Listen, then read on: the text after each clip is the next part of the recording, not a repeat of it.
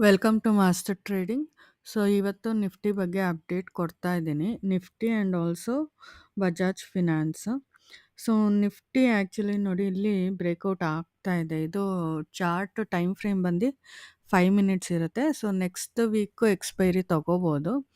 So, ಇಲ್ಲಿ breakout ಆಗ್ತಾ ಇದೆ and also first target expected is 24,121 ಇರುತ್ತೆ ಆ್ಯಂಡ್ ಸೆಕೆಂಡ್ ಟಾರ್ಗೆಟ್ 23,960 ಇರುತ್ತೆ.